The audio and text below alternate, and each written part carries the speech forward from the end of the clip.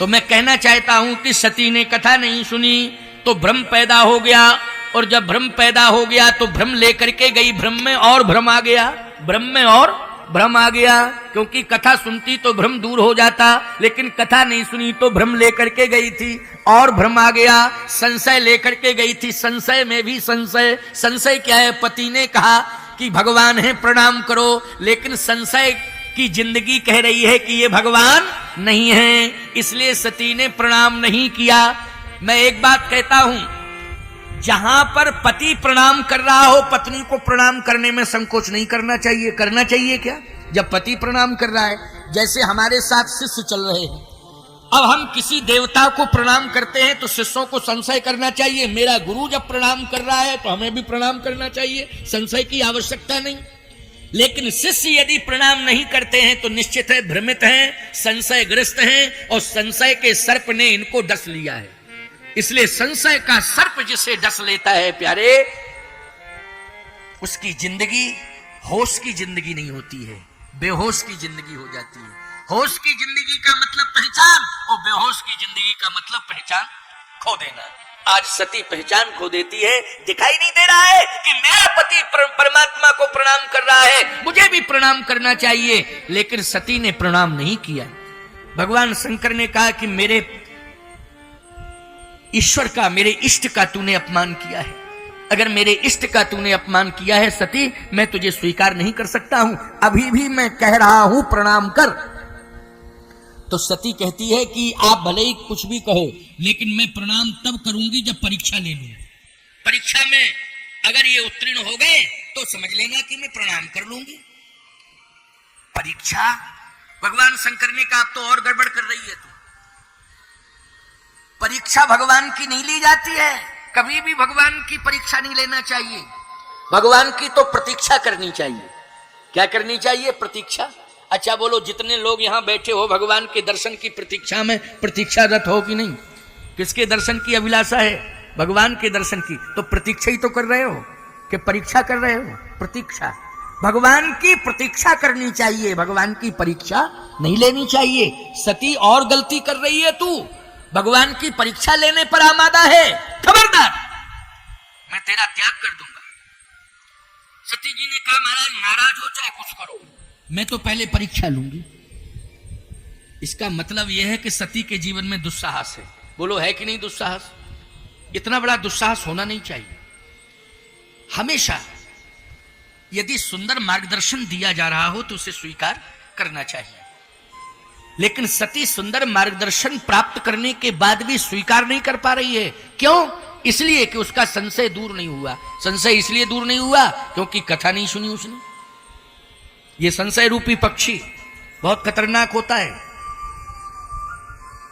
संशय रूपी पक्षी दूर कैसे होगा? जैसे किसी पक्षी को भगाना है तो ताली का प्रयोग करना पड़ेगा, नहीं ऐसे पक्षी भाग जाएगा। ताली करो, बजाओगे पक्षी भाग जाएगा। ऐसे ही संशय रूपी पक्षी किस ताली से भागेगा? कह राम कथा, राम कथा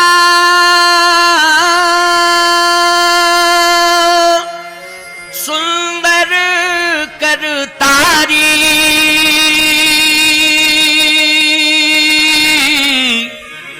संशय बिहंग उड़ावन हारी। ये संशय रूपी पक्षी सदा सदा के लिए चला जाएगा। किससे जाएगा? राम कथा सुंदर कर तारी। राम कथा रूपी तारी का प्रयोग करोगे तो संशय रूपी पक्षी भाग जाएगा। इसलिए राम कथा सुनना आवश्यक है कि नहीं? ये भ्रम, ये संशय परिवार का दूर करना है, व्यक्ति का दूर करना है, परिवार के सदस्यों का दूर करना है तो राम कथा से जुड़ना पड़ेगा। इसलिए हमारी पुरानी परंपरा है कि घर घर में रामायण होती थी। बोलो भाई, होती थी कि नहीं? घर घर में रामायण। दो चीजें आवश्यक थी, एक तो आंगन में तुलसी और तुलसी कृत रामायण। तुलसी की पूजा करो और तुलसी कृत रामायण को पढ़ो।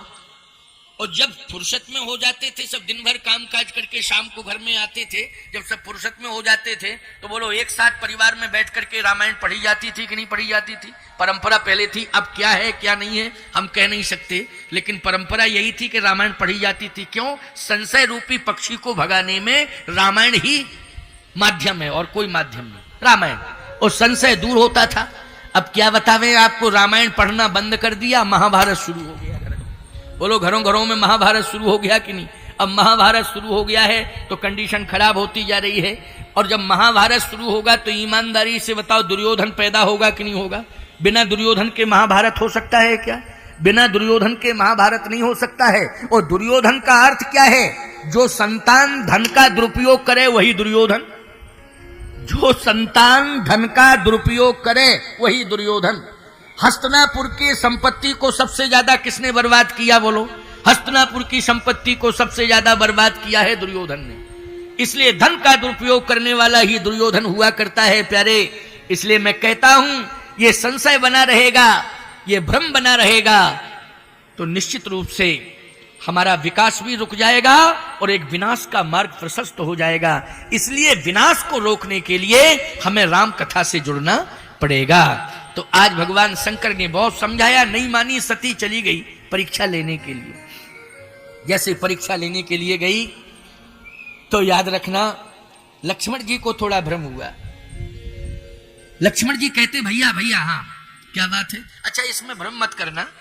लोग कहते हैं महाराज अभी तो शंकर जी कथा सुन के आ रहे हैं और सती जी साथ में है, अभी पार्वती तो आई ही नहीं है और राम जी का वनवास, क्योंकि भगवान शिव के विवाह के बाद ही राम जी का जन्म हुआ है। तो जब राम जी का जन्म नहीं हुआ है तो राम जी कहां से आ गए और पत्नी की खोज कहां से करने लगे? लोग भ्रम कर सकते हैं। लेकिन कल्प कल्प प्रति प्रभु अवतरहि, चारु चरित्र नाना विधि करहि, ये कल्प भेद की कथाएं हैं। इसलिए एक कल्प में ये कथा है तो एक कल्प में दूसरे कल्प में इस तरह की कथा है। भ्रमित होने की आवश्यकता नहीं है। भगवान श्री राम वास्तव में भगवती लीला वह थी कि भगवान राम खोज रहे थे किसको? भगवती सीता को। अच्छा इसी समय क्यों खोज रहे हैं? ये लीला इसलिए भगवान ने प्रकट की क्योंकि ये लीला का भाग है। समझ गए हो कि नहीं? ये लीला का भाग है। वस्तुतः देखा जाए तो लीला के पात्र सुनिश्चित हैं। बोलो है कि नहीं? जैसे लीला हो रही हो तो लीला के पात्र सुनिश्चित हुआ करते हैं, लेकिन किसी एक विशेष लीला को दिखाना होता है तो आगे पीछे करके दिखा दी। जैसे हरिश्चंद्र नाटक दिखाना है तो हरिश्चंद्र वाला ही दृश्य प्रस्तुत कर दिया जाता है। अब इसमें ये प्रश्न नहीं होना चाहिए कि ये चरित्र बीच में कहां से आ गया। नहीं, ये तो सती जी के भ्रम को दूर करने के लिए भगवान ने ये लीला की है। इसने लीला का वो भाग प्रस्तुत कर दिया है जिसमें सीता का हरण हुआ है। समझ गए हो? जिसमें सीता जी का हरण हुआ है वो भाग भगवान शंकर ने श्री राम जी को देखकर प्रणाम किया और भगवान राम ने तत्काल उस दृश्य को प्रस्तुत कर दिया। रोने लगे भगवान राम। अच्छा जब भगवान राम रोने लगे, चले आ रहे हैं, भगवान शंकर ने रोते हुए प्रभु राम को देखा, लेकिन भगवान मान करके प्रणाम किया। सती जी से कहा प्रणाम करो। सती बोली ये रोने होने वाला भगवान नहीं हो सकता है, ये तो रो रहा है, इसको हम भगवान कहां से माने? भगवान तो प्रसन्न रहता है, उससे बड़ा प्रसन्न दुनिया में कौन है? लेकिन ये रोने वाला, ये तो संसारी मानव है। भगवान शंकर ने कहा सती ये वास्तविकता नहीं है मेरे भगवान की, ये अभिनय है। ये क्या है? अभिनय। अभिनय में, नाटक में और वास्तविकता में अंतर होता है कि नहीं होता है? बोलो भाई, होता है अंतर कि नहीं? वास्तविक रोना अलग बात है और नाटक का रोना अलग बात है। ये नाटक है, अभिनय, ये वास्तविकता नहीं है। मेरी बात को तो मानो, ये अभिनय है, लेकिन है भगवान। क्योंकि इसलिए तेरे सामने रोते हुए आए, मेरे सामने भी रोते हुए आए कि हम सब भ्रमित हो जाएं, उसे पहचान ना पावे। लेकिन कथा सुन के आए तो भ्रम रहेगा ही नहीं। हमारा तो भ्रम दूर हो गया, हम समझ गए मेरा भगवान है, लेकिन अभिनय कर रहा है, अपने को छिपा रहा है, लेकिन है भगवान। क्योंकि भगवान अपने को छिपाता है, अपने को प्रकट नहीं करता है। लेकिन तुम्हारे अंदर यदि कथा की पूंजी है तो याद रखना, कथा पहचान दिला देगी कि ये परमात्मा है। भ्रमित होने की आवश्यकता नहीं है। ईश्वर कभी भी आ सकता है, किसी भी रूप में मिल सकता है, याद रखना। ये मत समझना शंख चक्र गदा पद्म धारण करके ही भगवान का दर्शन हो सकता है। भगवान किसी भी रूप में आ सकता है। एक बड़ी प्रसिद्ध कथा है, बहुत अच्छी प्रेरणादायी कथा है। सत्संग हो रहा था एक गांव में, जैसे अभी यहाँ कृष्णा महाविद्यालय में सत्संग हो रहा है, आप सब श्रवण कर रहे हैं, ऐसे ही एक जगह सत्संग चल रहा था। श्रोताओं ने कहा कि कथा से होता क्या है? महात्मा ने कहा भगवान मिलते हैं। कंफर्म? हाँ। विश्वास करना पड़ेगा, उसके प्रति श्रद्धा रखनी पड़ेगी, कथा को मन से सुनना पड़ेगा, भगवान मिलता है। एक श्रोता ने कहा कि अगर ये सत्य है तो हम कथा सुन रहे हैं, वो मन लगा के सुन रहे हैं, और फिर देखता हूं भगवान मिलते कि नहीं मिलते। अब वो कथा सुन के गया, भगवान ने स्वप्न में कहा कि मैं तुझे दर्शन दूंगा। देखो, कथा सुन के गया और सो गया, और सो गया तो भगवान ने कहा, अच्छा, उसके मन में ये आया कि संत जी कह रहे हैं कि कथा सुनने से भगवान मिलते हैं, लेकिन कथा सुननी चाहिए मन लगा के। मैंने तो कथा सुनी, लेकिन सत्य है क्या भगवान मिलेंगे? भगवान मिलेंगे तो देखता हूं कथा का कितना बड़ा प्रभाव। बस ऐसा सोचते सोचते सो गया। भगवान ने स्वप्न दिया कि मैं कल आ रहा हूं 8 बजे तेरे घर पर। जैसे स्वप्न में उसने ये सुना तो जागा, सुबह स्नान करके पत्नी से बोला, सुन सुन, जल्दी तू भी स्नान कर और घर को बढ़िया सुंदर गाय के गोबर से सुंदर लीप पोत के तैयार कर। क्यों क्यों क्या बात है? अरे भगवान आ रहे हैं, 8 बजे का टाइम दिया है। वो भगवान झूठ नहीं बोलते हैं, सत्य बोलते हैं। कहे भगवान ने कहा था, कहे हाँ स्वप्न में कहा। अरे बोले स्वप्न की बातें सत्य नहीं, नहीं ब्रह्म मुहूर्त में स्वप्न हुआ है, ब्रह्म मुहूर्त का स्वप्न सत्य होता है। ब्रह्म मुहूर्त में ही स्वप्न मिला, मैं मुझे सुनने को मिला, भगवान आ रहे हैं, और इसलिए मैं सत्य मान रहा हूं कि मैं कथा सुन रहा था तो व्यास जी ने कहा था, एक संत की वाणी से मैंने सुना है कथा में कि जो मन लगा के कथा सुनता है, एक न एक दिन भगवान उसे अवश्य मिलते हैं। विश्वास करना पड़ेगा। मैंने तो विश्वास कर लिया, इसलिए भगवान ने स्वप्न दिया, 8 बजे का टाइम दिया, आएंगे वो। उसने पूरे गांव में ढिंडोरा पीट दिया, हमारे दरवाजे पर भगवान आ रहे हैं, 8 बजे पूरी तैयारी है, आप लोगों को दर्शन करना हो तो आ जाओ 8 बजे से। पूरा गांव इकट्ठा हो गया भाई कि भगवान आ रहे हैं। इससे बड़ी बात और क्या होगी, गांव में ही भगवान का दर्शन होगा। 7:30 बज गया, पूरा गांव खड़ा है, यहां सुंदर कलश लिए माताएं खड़ी हैं, स्वयं वो आरती सजाए, दीपक रखा कि भगवान की आरती उतारेंगे, और खड़ा है।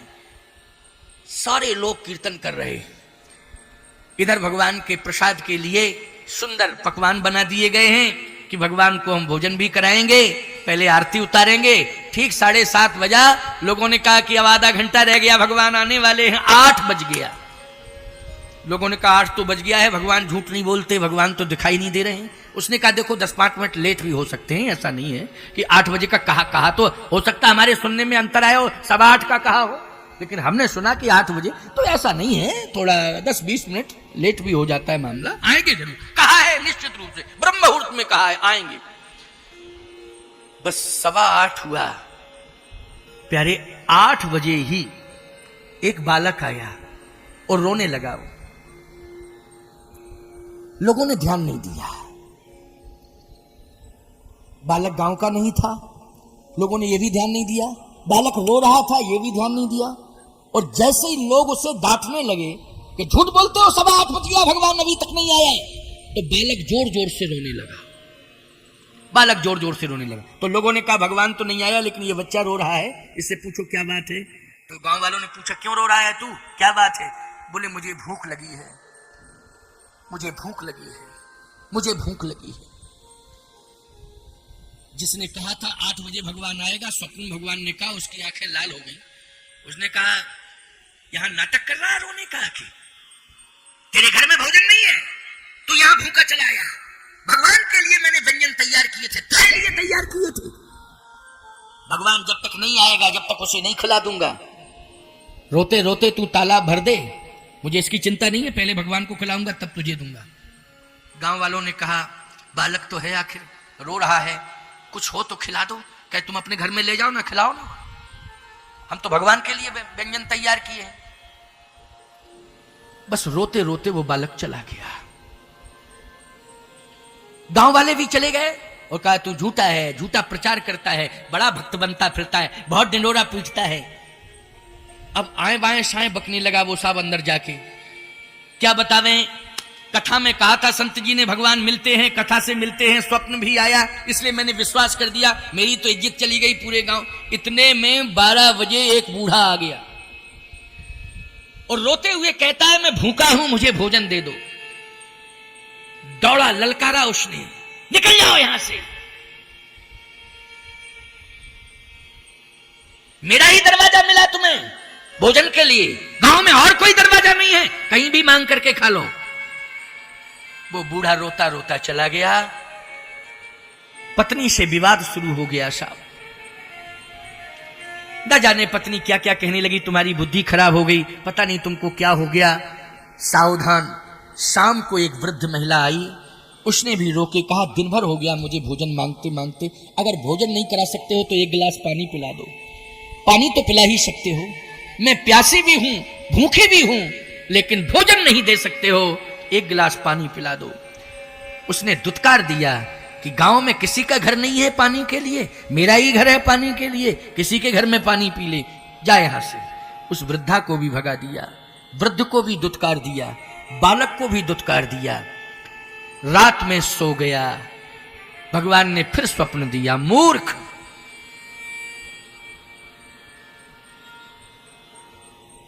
उसने सुना कि मूर्ख कौन कह रहा है। भगवान ने कहा कि मैं भगवान बोल रहा हूं, जिसको तू भगवान मानता है, विश्वास करता है, वही भगवदीय वाणी है। ये भगवदीय वाणी है, ये शब्द ब्रह्मनाद है, इसे सामान्य शब्द मत समझना, यही ब्रह्मनाद है। क्या कहना चाहते हो? मैं यही कहना चाहता हूं, अभागा है तू। मैं आया था, लेकिन तूने मेरे शब्दों को ही नहीं सुना।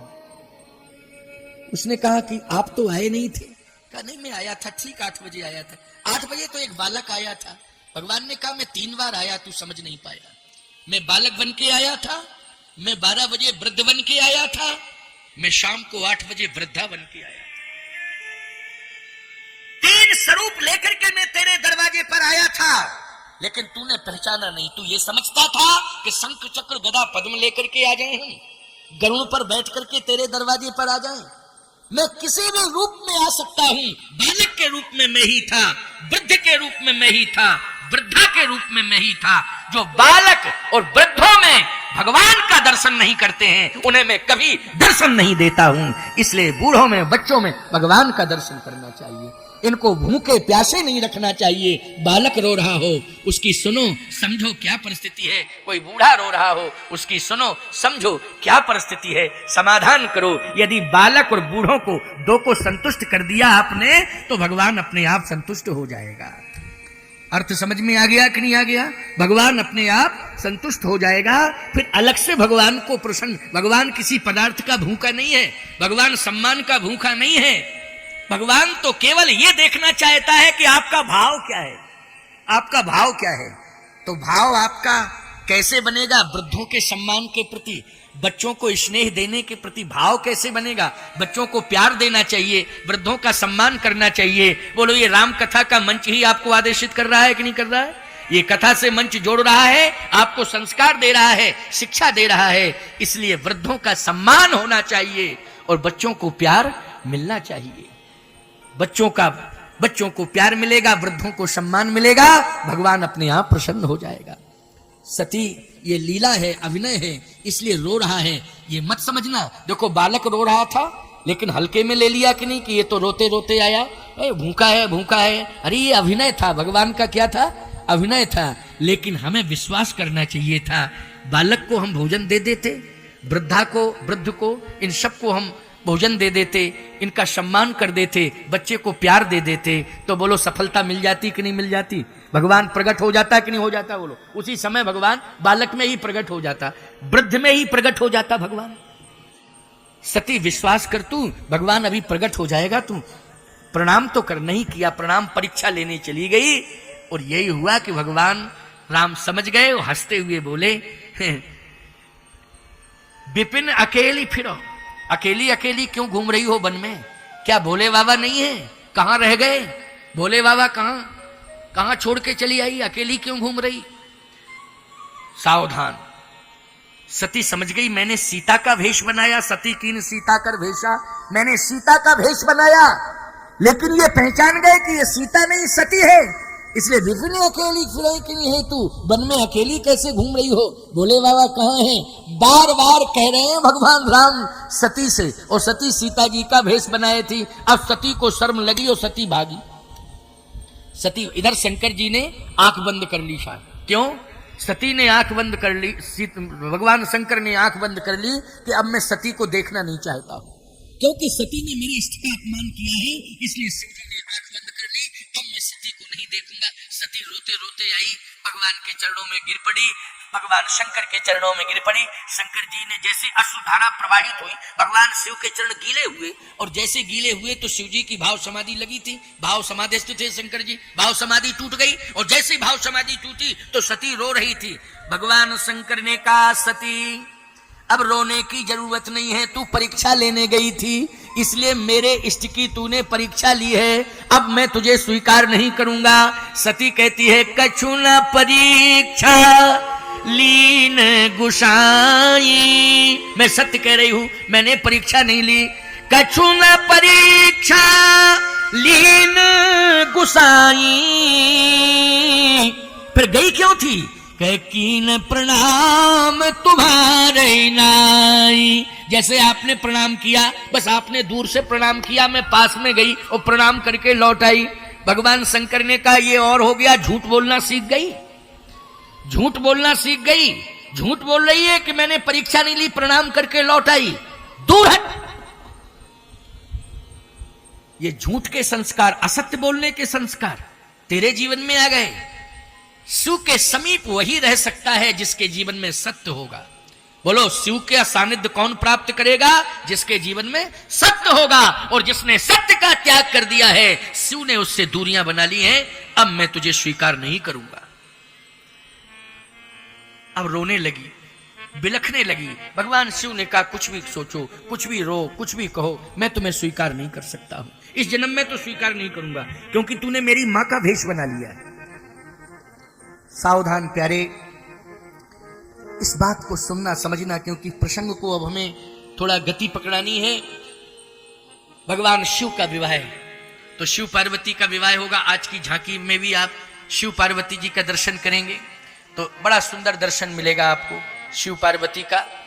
कथा विश्राम होगा और आरती के पहले वो भगवान शिव और पार्वती जी के विवाह का स्वरूप आपको देखने को मिलेगा। अभी थोड़ी देर में, अभी तो 3:55 हुए हैं, मतलब 4 बजने वाले हैं।